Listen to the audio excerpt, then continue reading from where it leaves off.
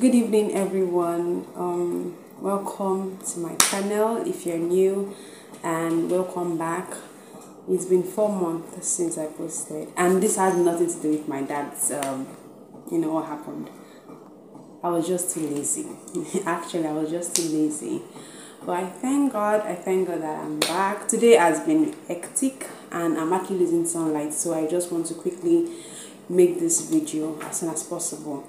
I went to the market today to get my products because I sell perfumes, and I got back around 2-ish, relatively around 2 p.m. So I just quickly said, let me quickly do this video so that I will upload and post it, because the story of Mary and Martha really struck a chord yesterday, and I said I must share this because it blessed me, and I must share this so that it will bless somebody too, it will bless you too. Something beautiful caught my attention when I was watching an actress who uploaded a video on her favorite scripture, which was John 11, and when she was speaking, I could see the excitement, I could see the passion in which she was speaking with, because truly when you come to understand the word and you love the word, there's this passion within you that just wants to allow you to share. If you don't share, it feels as if like you're doing yourself a disservice, like people are not aware of the knowledge that you just got to discover, and it will seem as if you are being selfish if you don't share. There'll be this joy that you cannot contain, and that was exactly what she did. Sharon Oja posted a video on how John 11, that's the death of Lazarus, how he spoke greatly to her and how he blessed her. And while I was watching, I also saw something that really struck a chord within me, and I said I must share today. So before we dive into the death of Lazarus, let me take us back to the first visit that Jesus had with Mary and Martha. Okay, so before I discuss anything, your relationship with God matters more than what you do for him. Let me say that again. Your personal relationship with God matters a lot more than what you do for him, because you cannot please him by what you do. You can only please him by faith. Even Abraham did not please God by the sacrifice he made. God was pleased by the faith behind the sacrifice. You understand? So there was the faith that Abraham had that God was pleased with, not the sacrifice he was about to do. It was the faith behind the sacrifice that God was pleased with. So let me take us back to the first visit that Jesus had with Mary and Martha. That was in Luke chapter 10 verse 38. So I'm using the Good News version, but I'll pop it right on the screen so that you can read with me. As Jesus and his disciples were on their way, he came to a village where a woman named Martha welcomed him in her home. She had a sister named Mary who sat down at the feet of Jesus, or at the feet of the Lord, and listened to his teaching. Martha was upset over all the work she had to do, so she came and said, "Lord, don't you care that my sister has left me to do all the work by myself? Tell her to come and help me." Then the Lord answered her, "Martha, Martha, you are worried and troubled over so many things, but just one thing is needed. Mary has chosen the right thing, and it will not be taken away from her." The sweet thing about this verse is that it was Martha that saw Jesus first.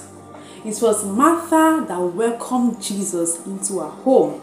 It was when Jesus got to her home that he met Mary. But Mary did something significant. Mary was concerned and focused on the presence of Jesus, while Martha was busy trying to walk around to do something for Jesus. Now this is it. Remember, Martha first met Jesus and then welcomed Jesus to her home. But it was Mary that understood the relationship. Mary that understood and recognized the presence that was in the home. She wanted to be with Jesus, while Martha wanted to do things for Jesus to make him comfortable. Now, the thing what Martha was doing was she was trying to please God.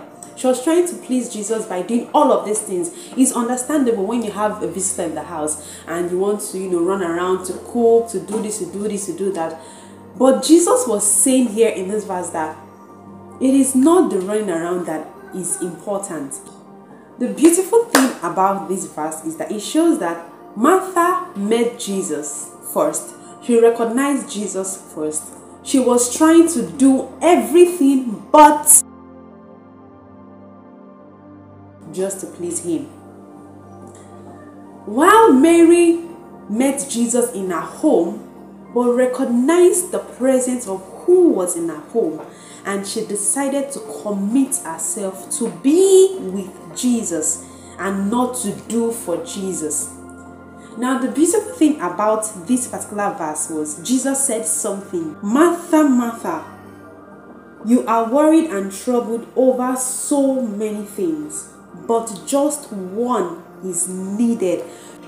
Going to church 500 times in a year, going to church every day of the week, it's beautiful, don't get me wrong, but if you are doing all of those things and in your personal closet you don't have one-on-one relationship with Jesus, now there is a problem. Let's remember, Martha met Jesus first. Martha welcomed Jesus to her home, but she was more concerned on doing things for Jesus instead of being with Jesus in her home. While Mary met Jesus in her home and decided to commit, decided to be with Jesus, and was focused on the presence of Jesus than going around for Jesus.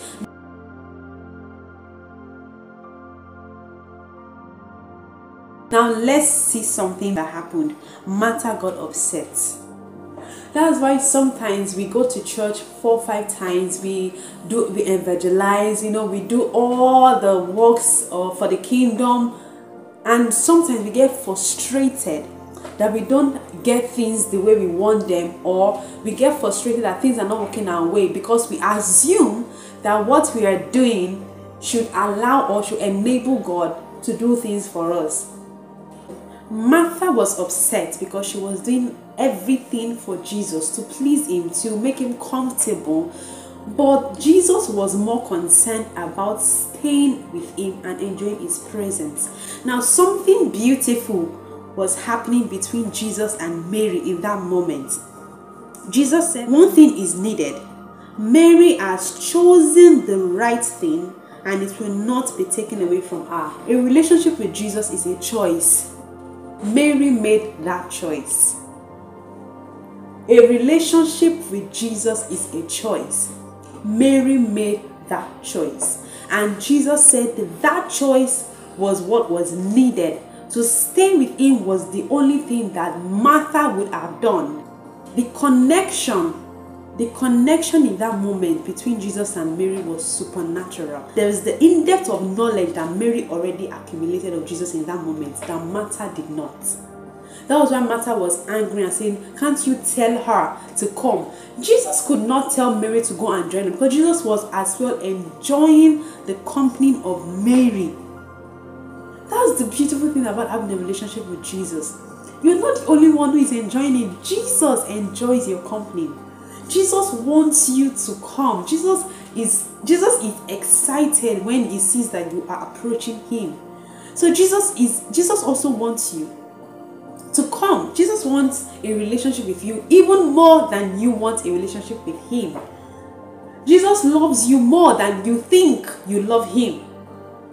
So Mary chose to stay with Jesus, and Jesus said that choice she made was the right choice, and it will not.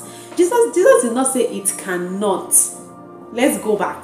Jesus did not say it cannot be taken. He said it will not. That means there is a certainty that when you start a relationship with Jesus, when you taste that relationship, when you taste the love, when you begin to dive into the love and into the knowledge of God, it will not be taken away from you. No matter how the devil tries, you would always find your way back. You will always find your way back.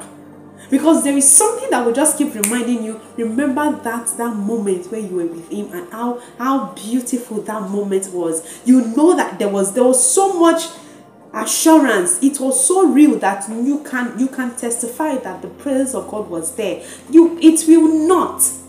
So now if we look at John chapter 11, the death of Lazarus, Okay, so I would have loved to read everything, but I would just, give you the backup story of John 11. Lazarus died, and then they told Jesus, oh, your friend is dead. But Jesus came 4 days after. Not because he didn't care about Lazarus, but because he wanted the glory of God to be seen. He wanted the glory of God to be seen, but that's not where I'm driving at. John chapter 11, verse 20. When Martha heard Jesus was coming, she went out to meet him, but Mary stayed in the house.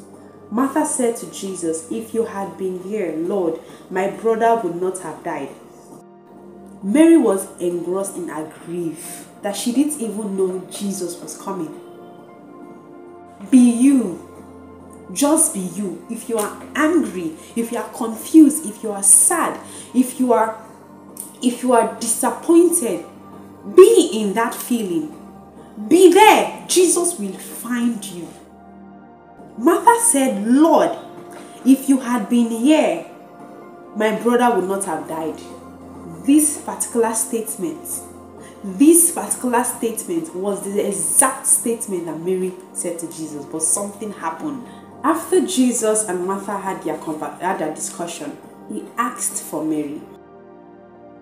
Mary arrived where Jesus was, and as soon as she saw him, she fell at his feet. Lord, she said, if you had been here, my brother would not have died. The same thing Martha asked Jesus. But the difference was the relationship that has been established between Mary and Jesus.